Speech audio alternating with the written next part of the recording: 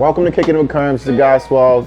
I'm here with my new co-host, Don Spence. Introduce yourself, bro. Yeah, it's your boy Don Spence from Kerms Shop, the one and only. You know what time it is. First off, we're going to start by thanking our sponsors. Shout out to Kerms. We appreciate y'all for letting us come shoot here. We appreciate y'all for giving us the backing, letting us do what we do. This platform that me and Spence is working on together, we're going to talk a lot about community, culture, fashion, and everything ties in. Also want to take our sponsors, TSV Vodka, minority-owned vodka company. Shout out to my guys over there. We also want to thank our sponsors, Boston Pro Sound. Yo, tell me who Don Spence is, bro. So Don Spence, I mean, usually everybody got a story like somebody gave you the nickname, like your man's or like your father or something. I was just kind of like, playing around on Facebook. That's what kind of sneakers started for me, like high school, Facebook era, social media, like kicking off the ground. Like when I was like getting into shoes, it wasn't really like any social media. So that's like middle school time when it was like eBay, Nike Talk, which was more like a blog site, no profiles, nothing. Everybody got weird usernames and stuff like that. So I'm like, can't just be Spencer, you know what I mean? Like I gotta come up with some.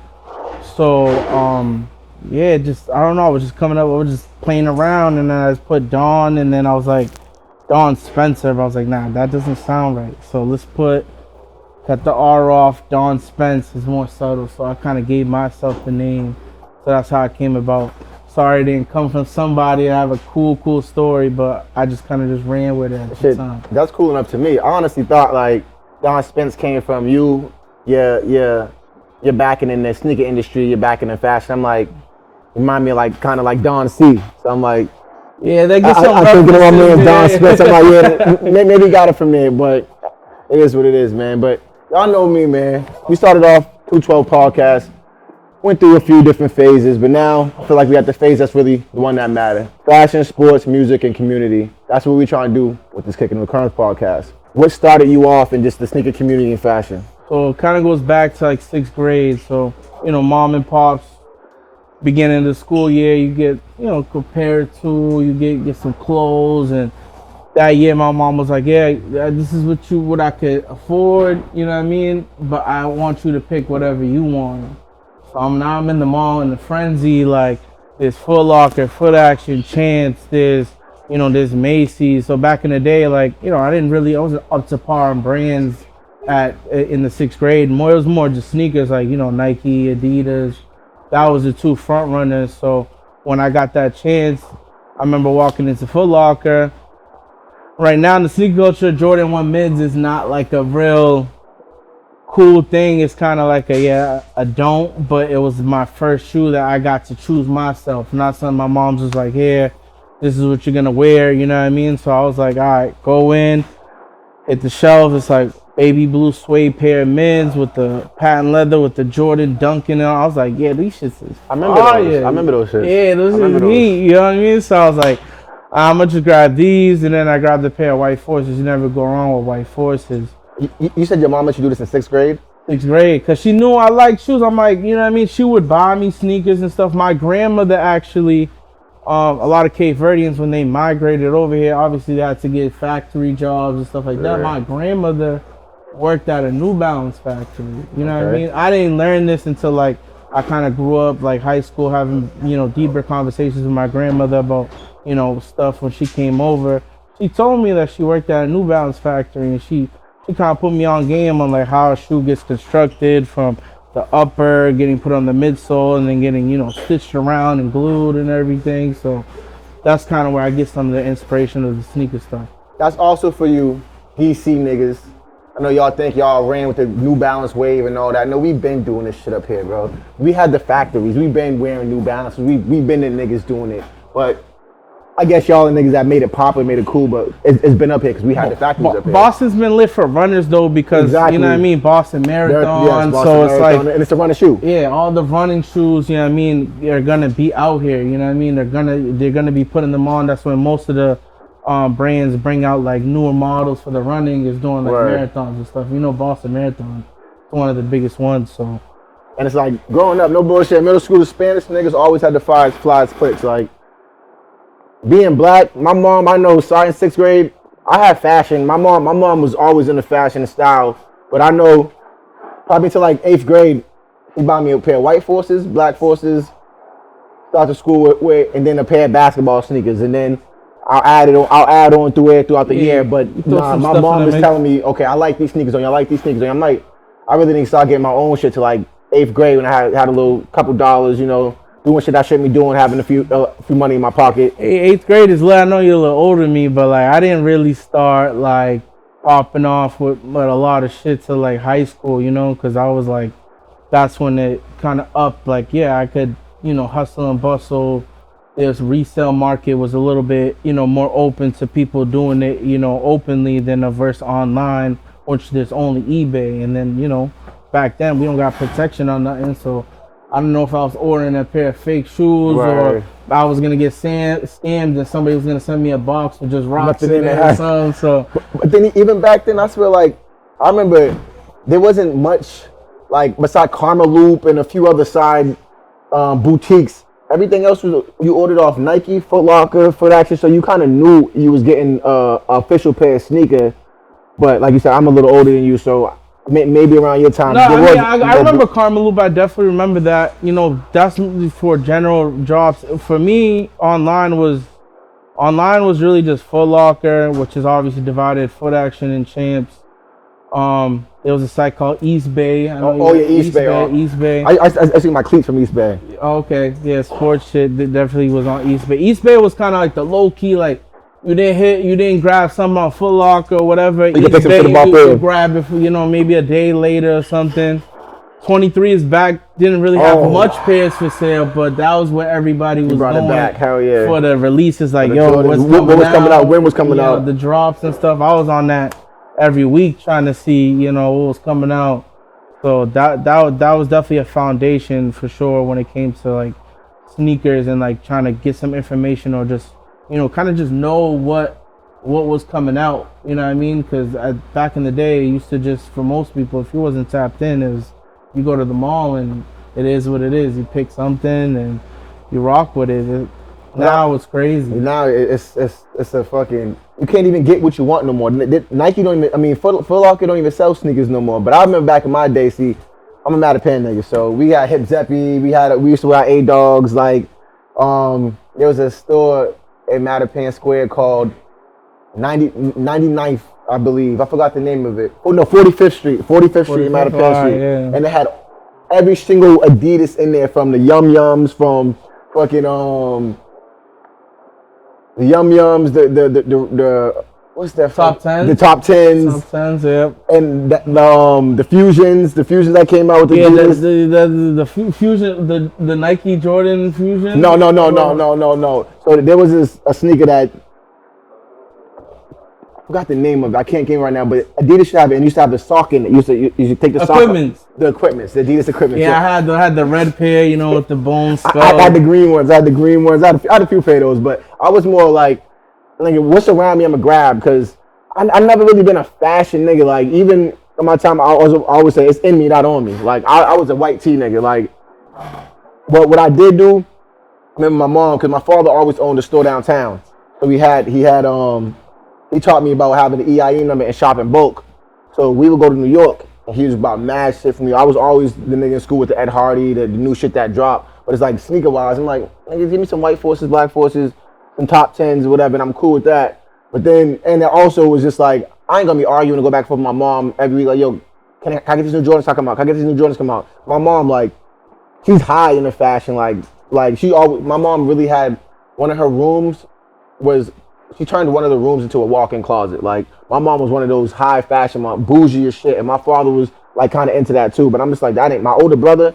Ain't no nigga really fired my older brother. Rest in peace for L Boggs, man. But my man Foosh know, a lot of niggas know, like, my brother was that nigga putting on shit, and that still wasn't even my shit. I'm like, my brother go do all that shit. Give me some white black Forces, some top 10s, niggas, some cool pair of jeans, and a fucking white tee. And that was my style growing up. Yeah, I could definitely relate to that. Like, high school was, I feel like it was the fashion was getting there, but we didn't have much options. You know what I mean? For me, I wasn't really working till like junior year, so I had to get through on the you know, the white tee, maybe some polos. If I couldn't afford the polo, I got the Nautica, jump off, you feel me? A lot of those, but I always made sure the feet was good. But the way I kept the feet good is when like I started to hit the wave of I started to meet people who, you know, I started going to the mall after school, chopping it up with people working at the Foot Lockers and whatnot.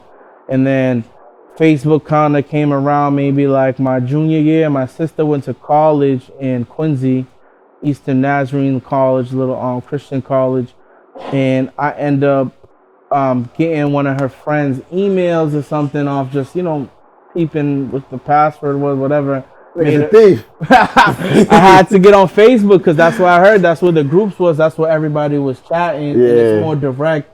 People got profile pictures, and it was more just college based at the time. It wasn't yet what it is everybody. now. Like social media site. Exactly. Everybody could get on it. So I'm like, word, I got to get on it. As soon as I got on there, I'm seeing people trading, selling, all that. So I'm like, word, like, I'm gonna scrape up a couple dollars. I'm gonna buy 2 pairs. I don't care if I don't like them, but it's gonna get me to a shoe that I like. I'm gonna post them online, and that's what I started doing. But I ain't have no car. People's in Boston. People's in freaking Cambridge, Lawrence, New Bedford. I'm like, damn, like I can't take the bus there. So I was taking the bus back then. I was everywhere in that fucking but it's bus, like, bro. yo, for me, like I wasn't doing all that. I grew up in the Dolph, you know what I mean? Like right out, you know, it's the burbs out here. You feel me? It's a little bit different now. You feel me? There's a little bit more, you know, city-like vibes because more people flow this way. But back in the day, it was definitely straight burb shit. You Randolph for all the beautiful burb hoes out there. I just hop on that bat bus, come out here, go to the movie theater out there. We'll hop on the bus out here, get off on Main Street, and walk all the way to the movie theater because you couldn't get over there. I'm not gonna lie to you. I wasn't really a bus kid. I was one of badass kids. I was everywhere on that fucking bus or bike. Yeah, my people was definitely had me on tight leash. Like, you feel me? As soon as it's like if I wasn't playing football, basketball, I only did basketball freshman year. So really after like winter time, like my people's is like, yo, you going to your grandma? My grandmother moved to Randolph from Dorchester just so I could go there after school. Right. Because my people's, you know, working 9 to 5, so some people got to look after. My parents was trying to pay no after school shit. So they on my back, you know what I mean? Like I'm trying to go to freaking Ashmore because a kid got a freaking Jordan 11 breads. I'm like, yo, I need those. Nobody got those shits at school. You feel me? Like my people's is calling me like, yeah, like what do you think you're doing? Like Ashmont was a crunchy place to be back in the day, especially trading sneakers and shit back in then. What? When I first learned how to drive, like my dad put me behind the wheel for like a week. I live on like, you know, circle blocks. Yeah. Cul-de-sac, my fault. I said come on. I knew it didn't come to me, but like, so like you just take me around the block, whatever. So I picked up on it quick. At first I was nervous, but after the first 2 days, I'm like, I'm outside. I remember the first night, some kid was like, yo, I had a pair of 12s. I had the Taxi 12s. He said he would give me a pair of breads and like an extra 120 or something.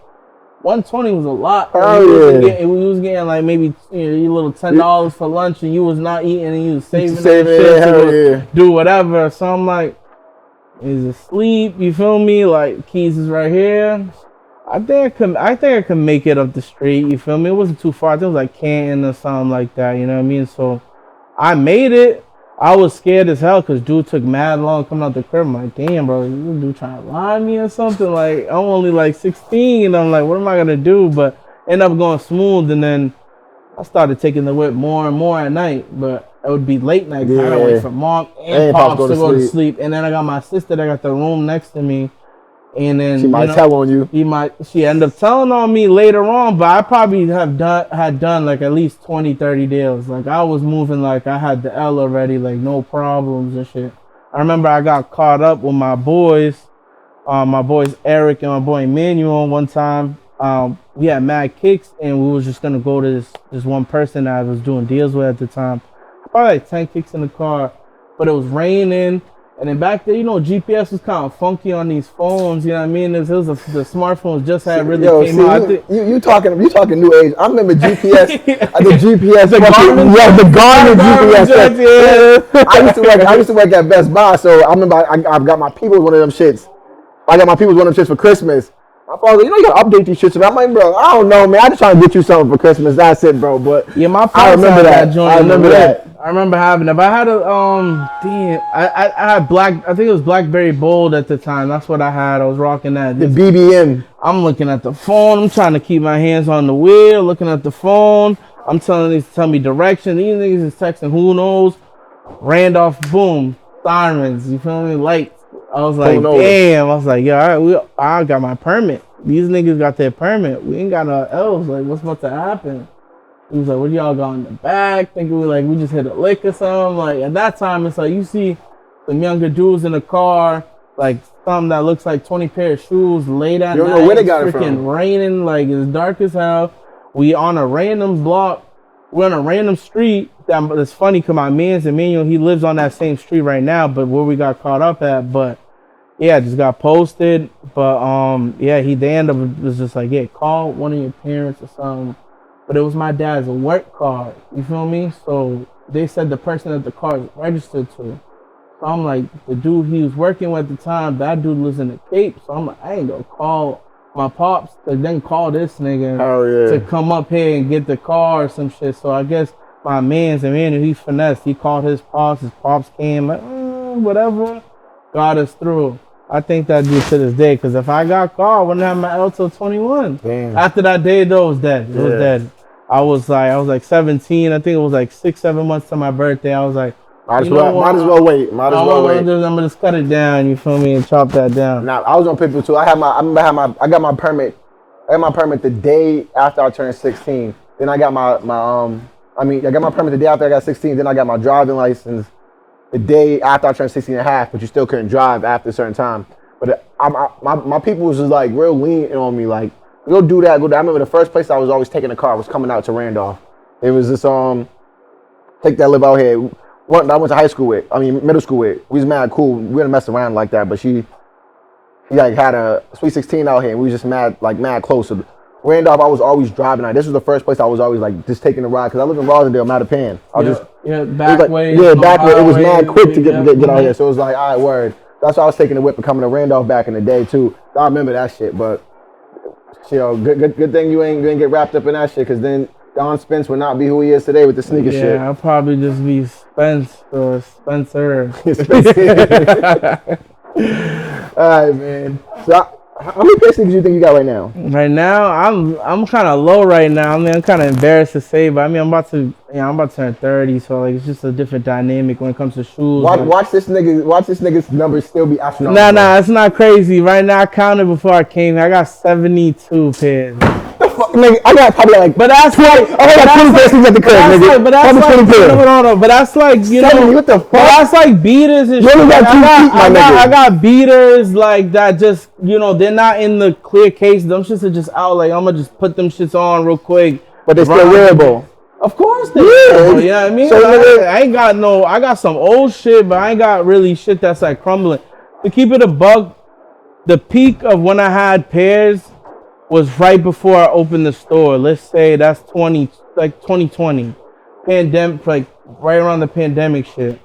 I probably had about 165 peak. I think it's crazy. You know what I mean? But then that gets a lot though. Like, people don't understand. Like, it becomes an obsession, which it still is to this day. Like, no matter what, till I die, they're gonna love sneakers. Whatever's out, you feel me? I'm gonna gravitate to, whether it's newer or older. You feel me? I feel like I have a good mix. It's just that you don't get to wear all of them. Like, I work, you know, my regular job when I work, it's like, yeah, I might have a 2-3 rotation for work. I might sauce it up because I got a blue shirt on today, purple, this, whatever.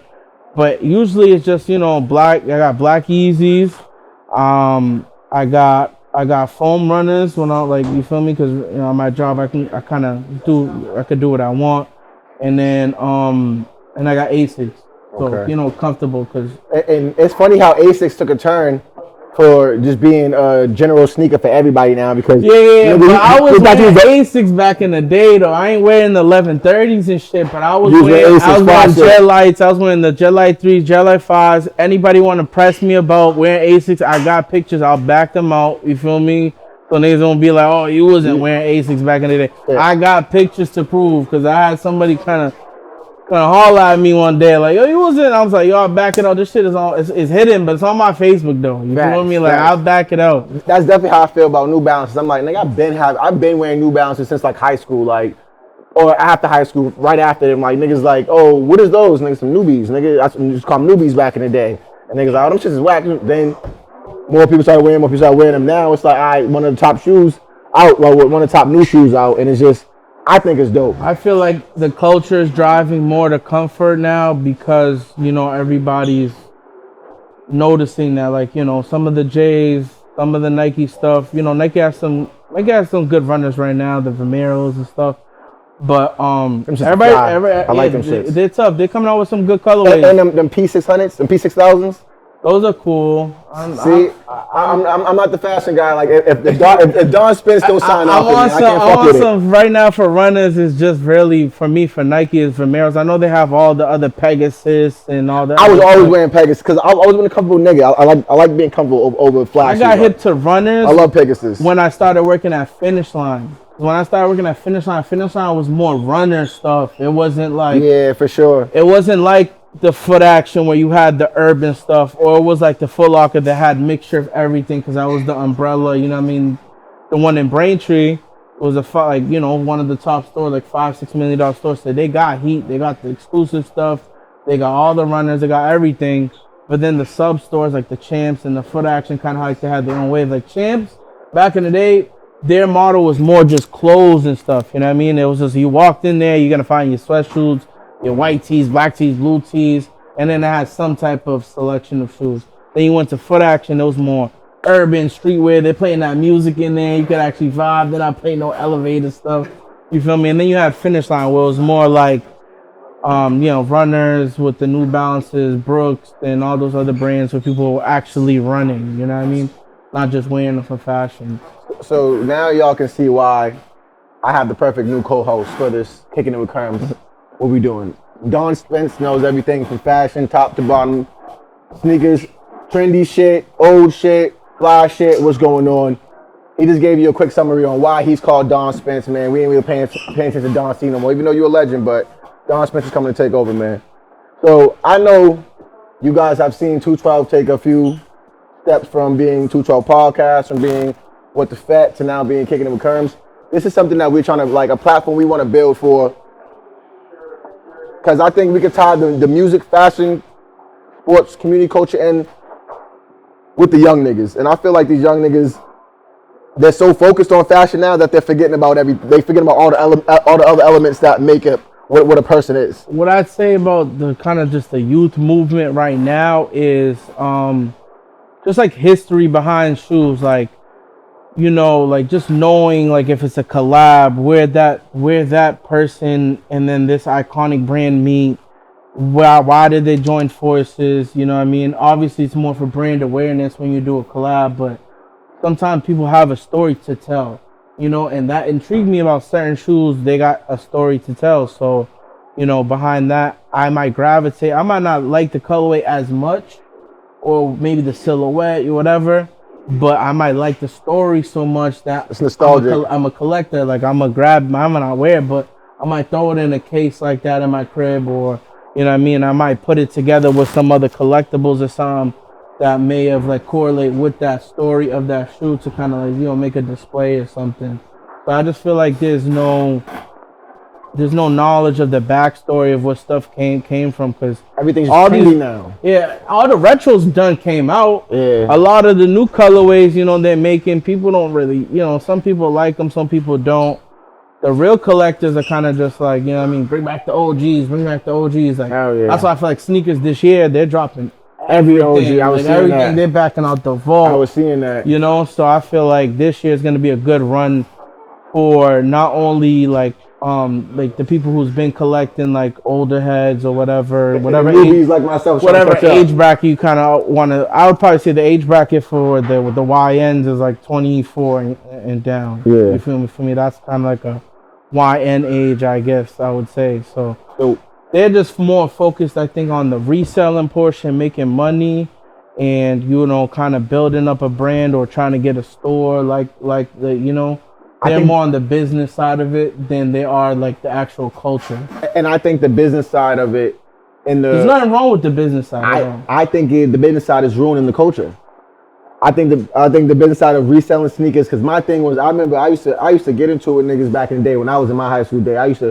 When niggas would try to charge me an extra $50, I should say, like, my nigga, I'm gonna tell your boss, bro, you're at work right now. You're working a fucking 9 to 5. You have no equity in this shit, nigga. Don't charge me more on those sneakers, nigga. Yeah. Go to the back and give me my pair 9.5, my nigga, and charge me $151. I'm not playing with you, bro. I was one of them type of niggas. No, yo, Boopsy, give me extra $50. I'm not giving you shit, my nigga. No, I'm playing with you. You was one of those get me caught up. Yeah, yes, I was. I'm gonna call your boss out, nigga. Yo, niggas try to hold sneakers, bro. I'm not playing with niggas, bro. If you was at Expressions 2014, 2016, it was slow if you didn't check in with a couple heads over there like me. Like on a Saturday, that's how we was eating. I got a few of you niggas in trouble. I got a few of you niggas at Expressions over there in American Legion. I got a few of you niggas in trouble, bro. We had a list though. We had the VIP. And I wasn't on it. Fuck that list, nigga. Oh, you guys tapped in. Like, you feel me? I had to eat lunch. I was trying to make sure I was walking out of there. My pair paid for. An extra $100, and I might see somebody and sell my double, because you know I was buying 2 at a time, you know, with the Dizzy, so I was buying 2. Fucking up the see culture. Somebody, and then I'm outside for the night. Got $300 in my pocket, going outside. You're part of one of the niggas that help fuck up the culture, Spence. It is what it is, man. I mean, when you have leverage, you need to use it. At that time, that is correct. There wasn't no like, oh my God, like, you know, reseller killing it. Oh, you're holding pairs. It was like, there was stuff selling out, but it was gradually selling out. There was online, there was in store. Yo, let me tell you. There was no bots or nothing, you feel me? So it ain't your man's in freaking overseas VPNing and grabbing 1,000 clip and posting on the gram like, yeah, let's go. You feel me? You had to either be in person for the raffle, sign a ticket, write it down. We called. I was the one. Or be in line. I mean, at that time, when I started working, actually, that's when they started kind of doing the raffles, because the outside shit got crazy. Like, I remember high school, Cool Grade 11s came out. I was sitting there with freaking the warmer shits. Hand warmers. I had a tent. I was sitting in the tent, hand warmers, sitting there 6 hours, skip school and all that. See, I was one of them niggas. I would, like, my boys be into that shit, so I would drive past niggas, or I'll go pick niggas up, and I'm like, y'all niggas are crazy. But I ain't gonna lie, this one time I did wait in line, and let me tell you the story. The one time I did wait in line was for the white foams, the white foams, the all white, the pearl white foams. Okay, with the swoosh. Yes. Okay, the pearl foams. Yep. No, so it was twice. It was the pearl ones and then the all white ones. You know. Yeah, the all white ones was cracked. When those dropped, so when those dropped, I think it's in the frenzy. So when those dropped, I'm waiting in line and at Expressions on American Legion. That was a hot store. They got all the ill shit at that. So then this one nigga, right? He comes up to me like, yo, you Suave. He tries to finesse me like, oh nigga, I fuck with the brand. I fuck what you got going on. This I'm 19 at the time. Fuck what you got going on. The nigga tries to have a conversation with the nigga in front of me, start cutting me. I'm like, yo, bro, what's going on, my nigga? He tries to get tough. I'm like, bro, you got the wrong nigga, my nigga, for real. So my nigga, shout out OG Eric Bradshaw. Eric Bradshaw, he's from the hood. He's a cop. So he was working on detail that day. So the dude said some funny shit. So Bradshaw looked at me, was like, "Whoopsie, do what you got to do." I was like, "All right." And my nigga, for real, it's gonna get crazy over here if you don't fucking move out my way from sneakers, my nigga. So the nigga, all right, well, you're my fault, chill. So I got my sneaker. I ended up leaving. I go play basketball at Morton Street that day on Saturday. As soon as I get my sneakers, I go play basketball. My niggas coming there. I ain't gonna say where they from, but my niggas coming there. We don't need all that. Yeah, and they're like, yo, I heard you got into it at the thing earlier. I'm like, yeah, some nigga tried to cut me. He was like, nigga, we beat the shit out that nigga because the nigga tried to do the same thing to us later. I'm like, what you mean? He's like, yo, I guess when we got there, the nigga tried to take one of my man's niggas, so we pounded on that nigga. I remember that, you mentioned that cut in line shit. I remember Concept's Purple Lobster release was crazy. I remember I was parked right across the street. I sparked the L. I knocked. I hear mad yelling. Everybody's running around crazy, trying to push and shove. I remember I got pushed into my whip. My back was hurting. I was like limping all the way to the line. Luckily, I had some people at the front of the line that let me slide in, but that got crazy at some of the releases. Like some releases, I pulled up late, and I was like, yeah, I don't even want to. I wasn't doing all that shit with them because I was always a hard-headed nigga, and I'm like, I'm not gonna go to jail or lose my life for a fucking pair of sneakers, my nigga. I don't even care about these shits that much. I'm gonna wear them a few times. Bro, you know what I did to my pearls? You know what I did to my all whites? I was at my nigga. I was at my man Shawty school at Sacred Heart. When he was freshman at Sacred Heart, first year up there. We fucking we partied the night before. I had a bag. I had some shit up there. This nigga, let's peace my nigga Shawty. Shawty had the ugliest feet in the world. So you gotta wear fucking you gotta wear flip flops. And the thing he's like, yo, you can wear my flip flops. So, nigga, I'm not wearing your flip flops in your shower, bro. I threw the fucking pearls on and hopped in the shower, nigga, and ruined them shits, bro. That's how I cared about. I did not give a fuck about no. So I'm not gonna be fighting and going back and forth with niggas over the fucking sneakers, bro. No, that wasn't me, my nigga. That's crazy. You're part of the niggas that helped ruin the fucking culture, Spence. But it is what it is, man. It is what it is. I'm not gonna lie to you. You can ask anybody from out here. Like I've been intertwined. I probably with everybody that got a store right now, except for my OG up in Revere. Shout out Scott at the Vault. Shout out the Vault. Shout out the Vault. Make sure y'all check them out. They got the heat. That was the dude. Like I needed a legit check. Like now they got little legit check apps and shit. Like before it was like I was good. I was like real easy because it's like I'm getting the pairs at the store.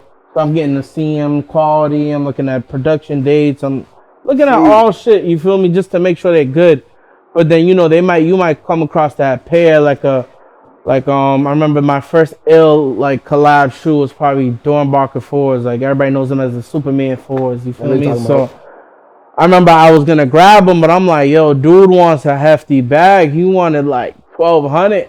And at the time, 1,200 was like paying like maybe like 3 Vans or something. You know what I mean, back in the day. No, I'm paying 1,200 for a pair of sneakers, nigga. What? No, I'm not doing it, nigga. I mean, right now with the market, 1,200. That's if you're trying to get like a Travi or something like that. That's cool. Back then, that was like 3 bands. Like I'm talking like I sold like maybe like 4 shoes to buy that one shoe. You feel me? If I can get the Travises for retail price, I'm not getting them, bro. That's just how I've always been. If I can't get it for retail, because I feel like it's a finesse thing. It's like I said, you don't have equity in this shit. So how the fuck are you trying to upcharge prices and all this shit, or of shoes that you are off a 9 to 5 that you're working at? I get you, but let me just spin what you kind of said. You wouldn't pay X dollars for a Travis Scott, but why would you pay X amount for a designer that starts at that price? I don't pay that shit either. Okay. I don't pay that either. You don't see me no designer, bro. You don't see me in designer. It's in me, not on me, my nigga. I'm just saying for the people who do though. Like I feel like for me, I wore designer kicks maybe here and there. I had a few. Yeah, I had like 2-3 pair in my life. I had a few pair. Unless I never had none. Because me with the mindset with shoes, my whole life has been like, it's like you like buying a crib. Like you said, equity. Like if I don't see equity, or I don't see like if I spend $500. And maybe a year later, my depreciation is $100 after I wore them. You feel me? I still get 4 back. I got my use. I got my flicks. I got the stun. Whatever I want to do. If I can't get that, a good residual back, then I'm not gonna pay for it. I respect it. And I like to buy shoes over time, like that are gonna hold up. Like I used to wear a lot of 11s, but icy bottoms, like. Yeah, those was amazing. I did have 2 pair of those. I did have 2 pair of those. Am I gonna go spend the money on something that's gonna age if I don't wear it, or do I just get something that's gonna hold up? You know what I mean? Like, we gonna pivot from Don Spence fucking up the culture. We're gonna talk more about this every episode because more of the guests we bring on, everyone. We're gonna talk about a lot of fashion influencers, a lot of style motherfuckers, and these conversations that Don Spence is here for. And I'm gonna just be sitting here, sitting back, keeping it cool because I really don't know what to say. Nigga, give me my white tee, my black tee, nigga. That's the end of the day. But one of my favorite lines by my man Karl Lagerfeld: "Trendiness is the next step from tacky." So I want to ask you a question: are these current trends? What's your current do's and don'ts with trends that's going right now? Current do's and don'ts. I mean, I take I wasn't on the stack pants, all that flare shit at all. I love it. No. I'm fucking with it because you know I'm in the gym more now. You know, I love it. I respect it. I love it. Your boy's like, okay, I can rock with these. So I can do that. You know, my boys over here at Kerms, you know, they're like fashion gurus in a sense. You feel me? Shout out to my nigga Jay. Shout out to my nigga X. Shout out to my nigga Jalen. Yeah, y'all niggas give me dippy and motherfucker. So like, you know, I be seeing like at first like. You know, X was wearing like flare shit or whatever. The nigga X stay in flare sweatpants, my nigga. This is like his favorite thing. You feel me? Right, so it's like it's a fly shit. So it's like when I can see him, like, bro, what's up with the bell bottom looking wide leg shits? Like, bro, what is it? He's like, stop. It's fashion. It's fashion, but he'll be like, stop. Like, you feel me? It's like, I ain't gonna lie. Don't know about this yet. You feel me? I ain't gonna lie. I fuck with the flare, the bell bottoms, cause I'm an old school nigga. Like my thing is like real big in nostalgia. That's my favorite emotion. If I can attach anything to nostalgia or me growing up, that will make me move to purchase something more than okay, I like it. No, this shit reminds me of when I was when my family was, you know, when I was 6, 7, my brother was alive, or when my brother argued over this. Me and my brother had these, or me and my brother. That's more of why, like, yo, I'll buy a piece or something that just resonates with me and my nostalgia more than just me liking it. It can be some simple shit, like, but if it resonates to, like I said, nostalgia and growing up where I come from, that'll move me more to purchase that piece than just saying, oh, this is fire. But I would say my do's and don'ts that I hate, I see these YNs doing, stop wearing motherfucking Jordans with Nikes. Stop wearing Nikes with New Balances. Stop wearing fucking New Balances stop wearing Asics with a New Balance sweatsuit. You can go get a sweatsuit of each of these kind and match it up with the sneakers. Like, you don't got to be mishy-matchy, but nigga, we're from Boston. 2s and 3s. If you had on Timbs, you wore Timbs with your Adidas sweatsuit or your Adidas. And even still, I think that's just weird. But it's like you wear your Adidas with your Adidas, your Nike with your Nike, your Timbs with your Timbs. That's where I come from. My era is more of, yeah, like Nike down, Adidas down, but outside of that, you could kind of mix and match. You know what I mean? Like that's kind of my era. You know, Nike, Adidas, that's the stick through.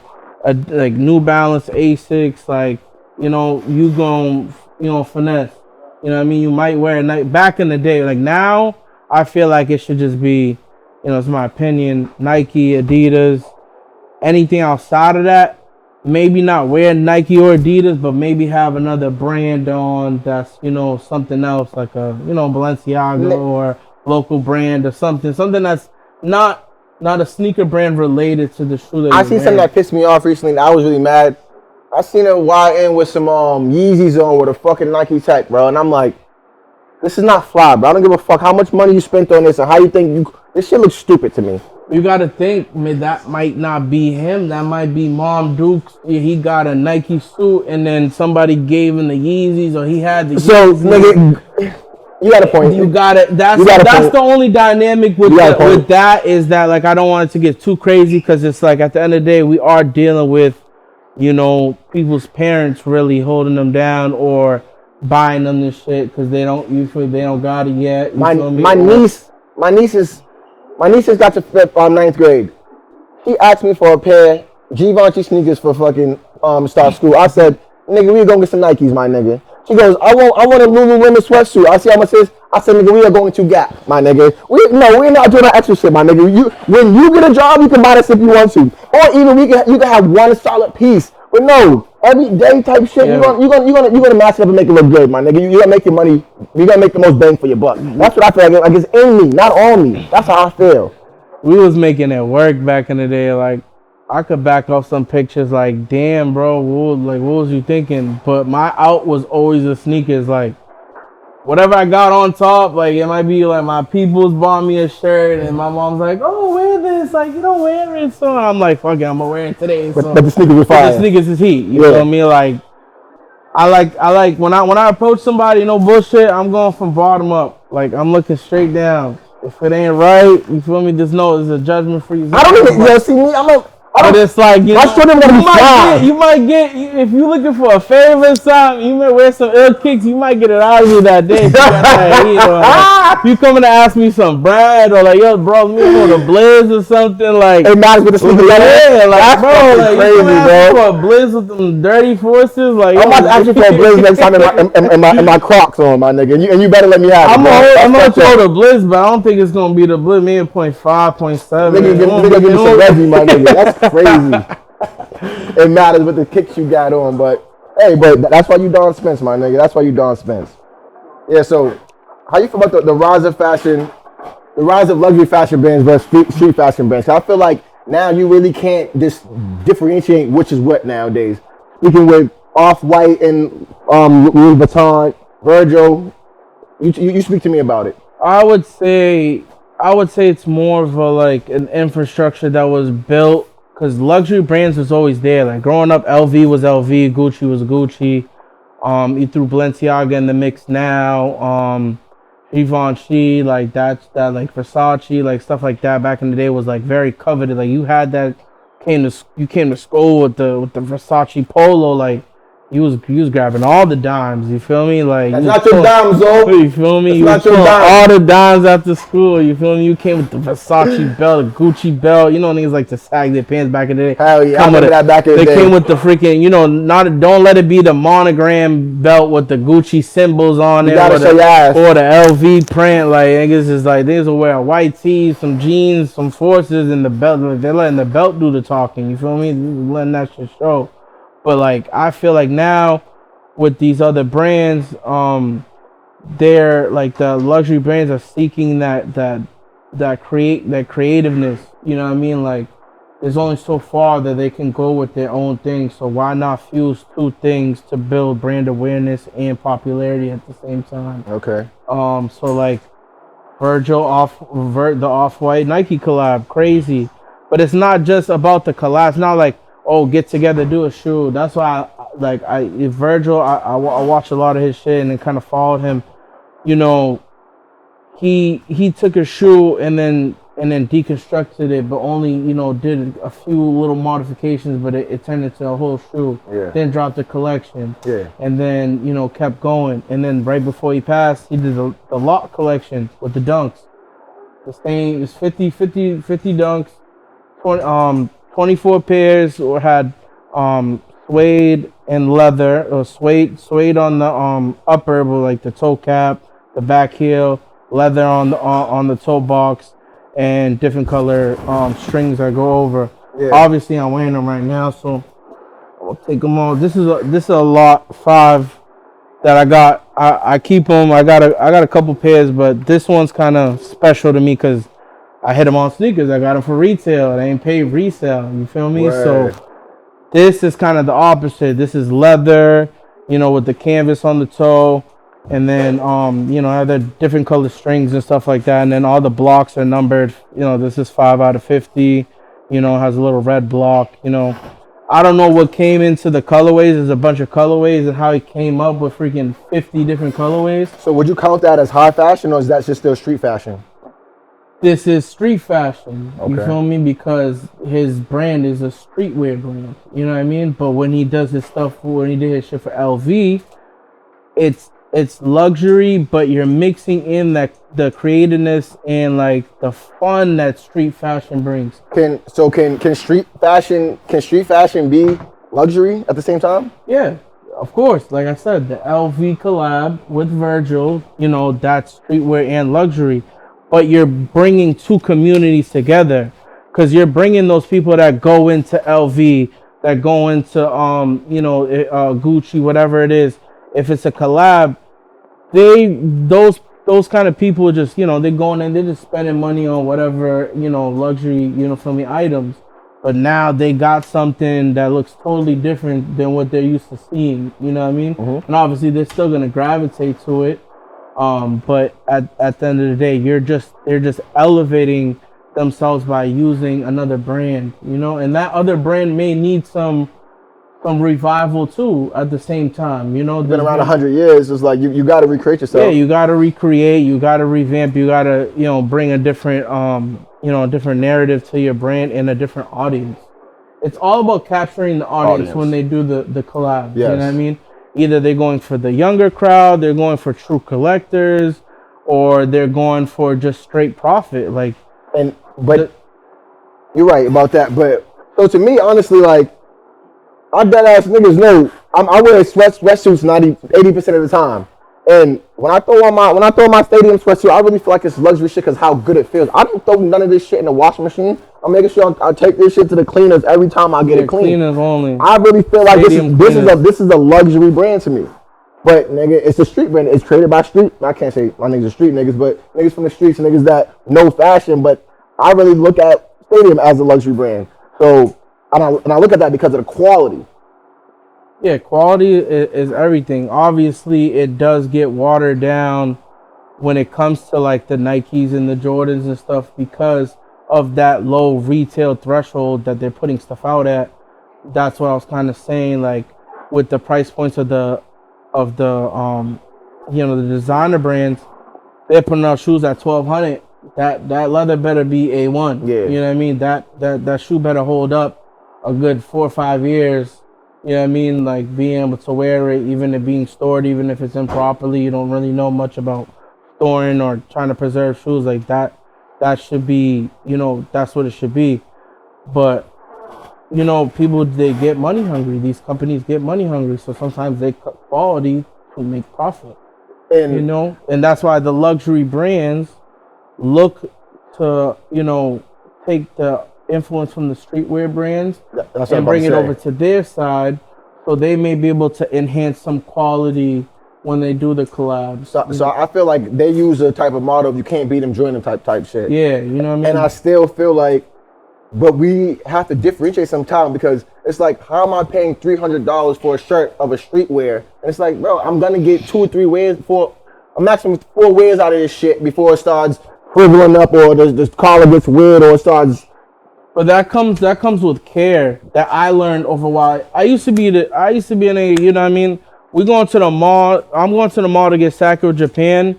I'm throwing on Galaxy foams just to stunt. You feel me? Like that was me kind of back in the day. Like I'm popping out and wearing a new shirt just to go to the mall 10 minutes. You know what I mean? Just to I run into somebody, they ain't gonna catch me lacking in no house stuff. You feel me? I hear you. So it's just like there's different sides to it. The luxury brands want to be in the face everywhere, like the streetwear brands, and the streetwear brands want to be able to sell their stuff at the market and the ticket price of the luxury brands. So it's like when they're coming together, it's kind of like they're both filling the gaps. So how do you think the urban influences the fashion world? It's everything. The basketball players, the rappers, the influencers. You send one of these streamers your brand or something, they throw it on, that shit might blow up overnight. You might have $1 million in sales on your page and you even got inventory for that. You feel me? Yeah. But it's just like everything's in your face. Everything's social media. Everything's like, billboards and video walls on buses and your phone when you're like, yo, I'm talking about freaking Jordans today. Right when we get off this pod, we're gonna go on Instagram. All your feeds gonna be straight J's, release dates and all that stuff. So everything's just so in your face. And some of these brands, they don't do commercials. When's the last time you seen an LV commercial? Never. You'll never see LV commercial. I mean? Same way you'll never see a Porsche commercial. The same way you'll never see nothing that's high value. You'll never see a commercial for it because they don't want to sell it to everybody. Yeah, it's not targeted for that audience. Yes. You know what I mean? But they still want that audience to be able to pursue those things and push it as, marketing for them, because there's going to be that kid that saves up their bread and buys that one thing and they're going to wear it. They're going to put it on IG. Their man's going to be like, oh shit, where'd you grab that? How much you pay?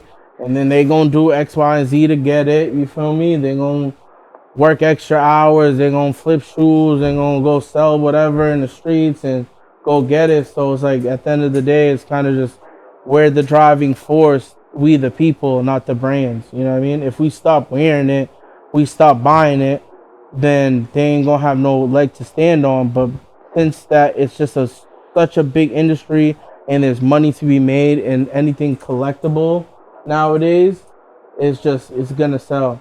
So one thing you spoke about is like how NBA, like how the urban culture. Cause like one of my biggest things, like I'm big, like I love fashion, but me, I still love throwing slacks on. I love throwing like that's high fashion. Me, nice slacks, nice little Sherlin coat, nice little a pea coat.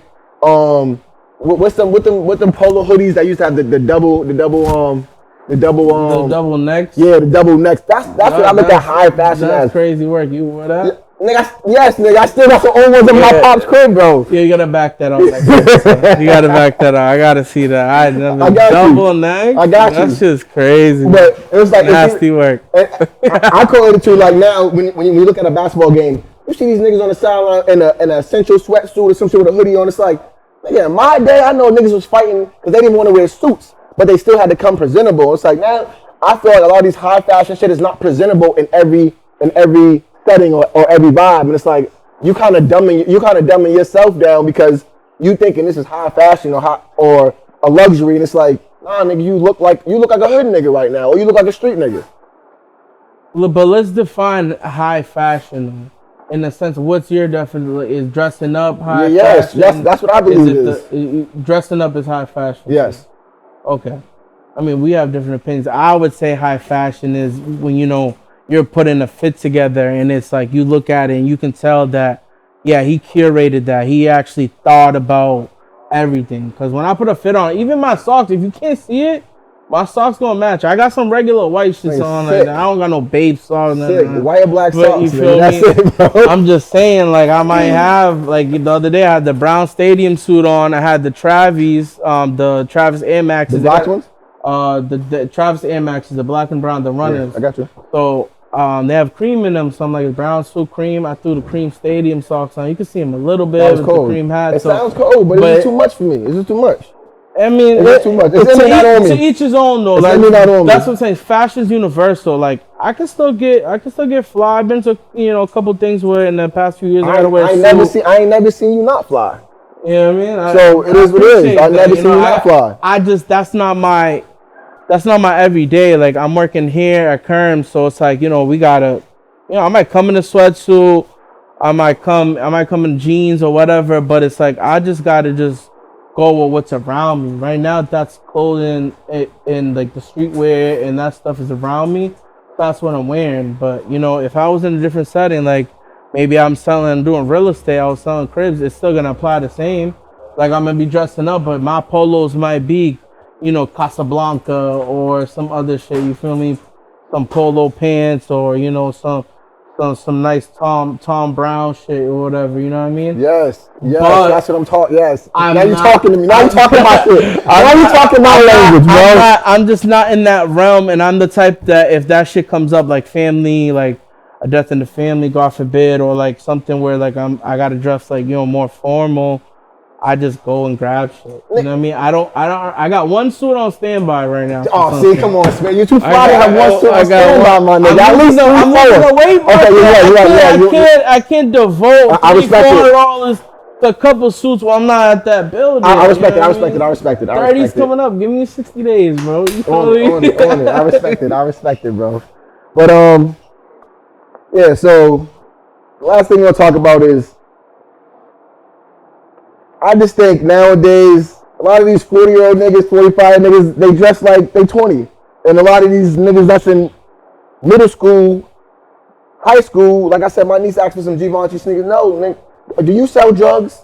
Why do you need a pair of Givenchy sneakers on your feet? Why do you have to correlate that with selling drugs? Because how much they cost, the price point. Why can't I be a day trader and I blow up by making crazy money every day? Okay, I got money to splurge. Call me ignorant on my own podcast. Thank you, bro. I'm just saying. You're right. 2025, there's ways to make bread. You feel me? There's a lot of other ways to make bread than the streets. You feel me? You're right. So right now, for anybody who got a little change or some saved, like figure it out. There's shit to be done out here. Definitely, but I feel like there's no way where you can still throw on a pair of, like I said, white black forces, a regular pair of dunks, a regular pair of this, and still be fly at your age. You don't have to be 14 walking around with fucking Christian Dior sneakers on or fucking. All right, but let me hit you with something. All right, let's say there's a mother, father, parents. They're 35. Let me just throw that out. They're 35.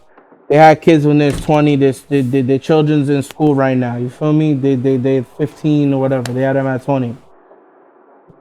When back in the day, they was probably wearing some ill shit. So now when their kids is going to school, they throwing them in that shit. Okay, you're right. Because my mom wasn't sending me no denim tears sweatsuit for $500. Like, exactly. Okay. She's looking at me like, you better go mow the lawn for the rest of the year to even get so my thing, $200. So my thing, or maybe $100. So my thing, it gets greater later. Like that's my shit. It's like, a lot of like that's what it is. I'm reading a book right now called Psychology of Money, and it's like it says wealth can't be seen.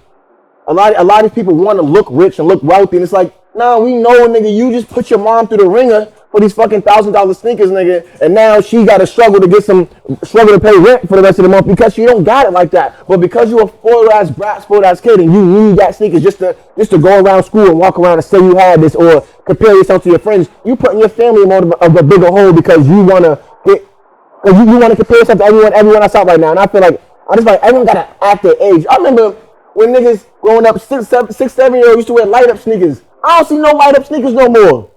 It's still in Walmart. Okay, and nigga, put the niggas some light up sneakers walking around. But let me just say this: light up sneakers for me, babies. But that's what I'm just saying. The generations is evolving. Like even myself. But we're still being held back as a culture. We're being held back how? Because we're spending all this money on this fashion, and then you go look at the stock. You go, and you know about stocks. What were you talking about? So nigga, you just spent. Right now, it said to a kid, I'm guessing this Nike stock right now is probably like 274 around. I'm guessing 270 to 350. Yeah, I don't know much about that Nike stock. And your mom don't own no Nike stock, but she just fucking paid $1,000 for some Nike sneakers. That's fucking ass backwards. No, I get it. It's just, I guess it's just the consumer's theory. You know what I mean? The people are gonna consume, like people are gonna buy what they like. You know what I mean? I guess. Like me, when I get up in the morning, like I dress based on my emotion. You know what I mean? Like if I'm not feeling that good, like I'm sick of some shit, it's sweatsuit, but it ain't gonna be that nice crispy stadium one that just came out the dry cleaners. It's gonna be that one that's in the gym bin with the fucking little hole underneath the armpit that I ain't trying to show niggas. I'm trying to just hustle and bustle to the store and get some shit and be out of there and not get seen. You feel me? I go to Gap, get every color sweatsuit, and make sure I throw them shits in the cleaners. And every day, no matter how I feel, if I feel good, if I feel bad, I got a nice clean sweatsuit on. Like guess what? The whole shit probably cost me $90 together with the top and the bottom. But there is, I ain't gonna lie. I got some. I wear sweatsuits a lot. I done came in Kerms a few times, yo. X got some shit out here like, yo, damn, who's this from? Oh, this is a nice brand. How much is it? $300 for the sweatsuit. Oh, this is nice. I'm gonna grab it. Yo, X, with that new sweatsuit you got, how much for it? 70 for the pants, another 70 for 180 total. You know what? It's good quality. I'm gonna buy it. The majority of times, nigga, most of my sweatsuits are Gap or Nike or some shit that I'm getting off the. I'm not wearing Nike Tech all that of $180, $200 every sweatsuit. I'm just not doing it because I feel like it's in me, not on me. I don't know. That's just me, man. That's just me. Yeah, we thank y'all for tuning in and kicking on Kerms, man. Got my new host, Don Spence, man. I'm real happy about this new venture we got going on, man. But we're going to close it off with this. Like I said, my thing is, I want to speak to you youth. It gets greater later, man. Don't force everything right now. Really read into your stocks, refine yourself, because your fashion, your style, your stuff's going to change from where it is now to where you want to be later. And you really want to have that bag, have that bread, have that backing when it really matters. You don't really care about having this shit at 15, 16, 17. Guess what? It's really not doing nothing for you besides getting you a few likes on Instagram or TikTok, and guess what? TikTok is gone. So, nigga, have your back in, so when you're really 25, 30, nigga, now you buying boats, now you buying yachts, boats and hoes, and all the good shit. And it don't really matter what you wearing on there. They still gonna give you that pussy, no matter what. I just think I would say for the youth, what I want to say is, find something that you like, that you're passionate about, and follow that no matter what. Like, find the top person in that industry, look at their blueprint, see what groundwork they laid for you, out there, because there's a lot of free game out there right now. That's why they call it YouTube University for a reason, Mm-hmm. Go on there, do some research, find out what you like, is, you know, you don't always have to go to school to, chase your dreams or be somebody. A lot of these big billionaires ain't really touch college or anything like that. So you just got to find something you love. I love sneakers. I've been doing this for as long as I can even remember. So I'm sticking with it. But that doesn't mean that sneakers is going to be the only thing. You can branch out to different. So you saying that you... I'm sorry, cutting you off. Yeah, what do you think? You been saying you've been doing this as long as you remember. I want to hear a story about a sneaker before we close up that resonates with who you are and to who the man you are today.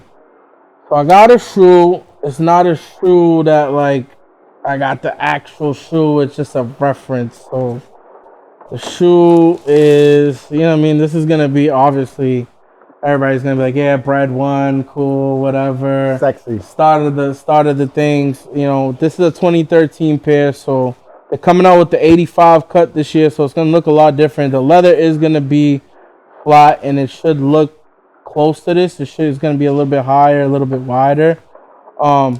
But I mean, this is, Jordan's first shoe, banned from the NBA, you know all that good story. But I mean, red's my favorite color. So just when I started learning about shoes, I seen this, I'm like, yeah, I gotta have it. And I ain't really get a chance to get a pair till like after high school, because they didn't come out until these came out right when I graduated, but I didn't get a chance to get them, so I kind of just passed on them. And then 2016 came around, they came out with another pair, so I got them. And then I ended up touching the 01 pair, which is like way better leather quality, face box, comes with a little hang tag. But they end up falling apart when I got them. I ended up paying $500. Went on a date with a girl. Was my ex-girl, but whatever. And then them shits fell apart.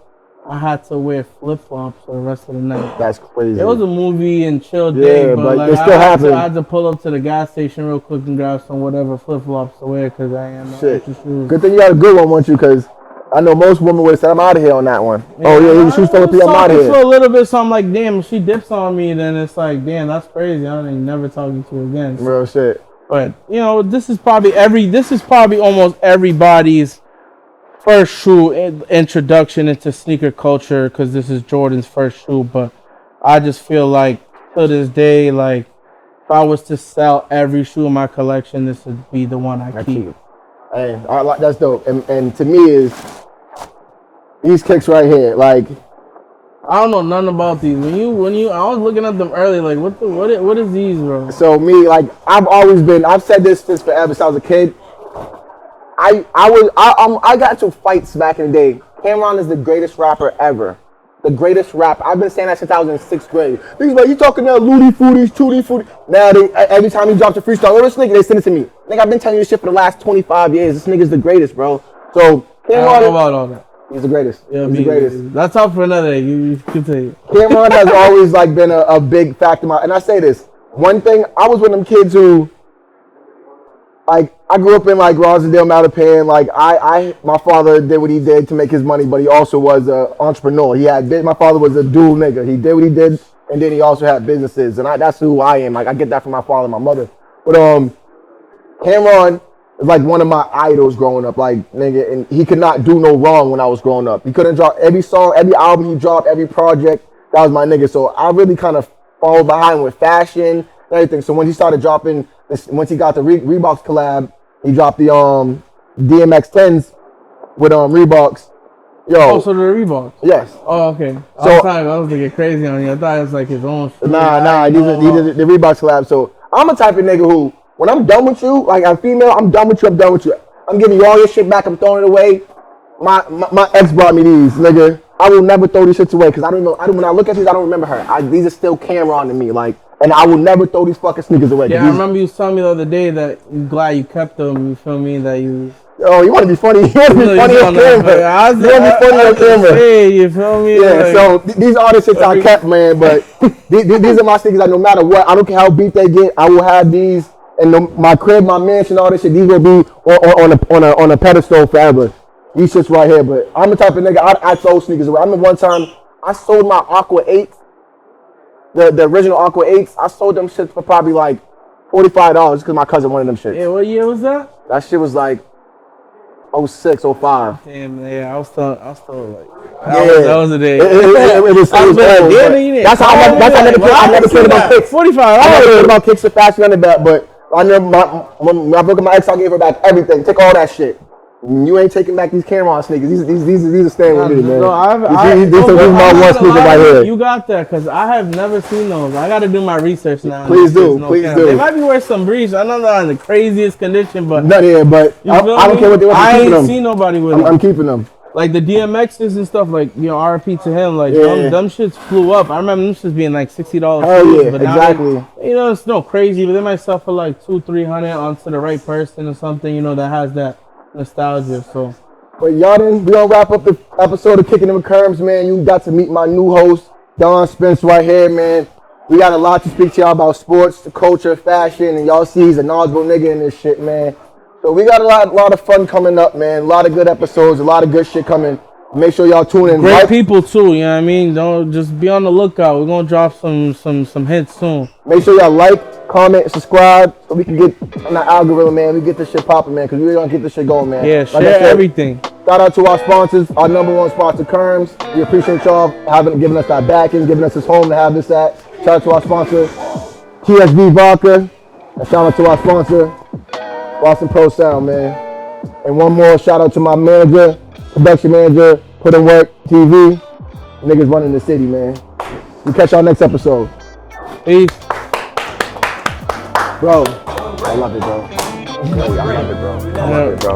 Alright, good looks.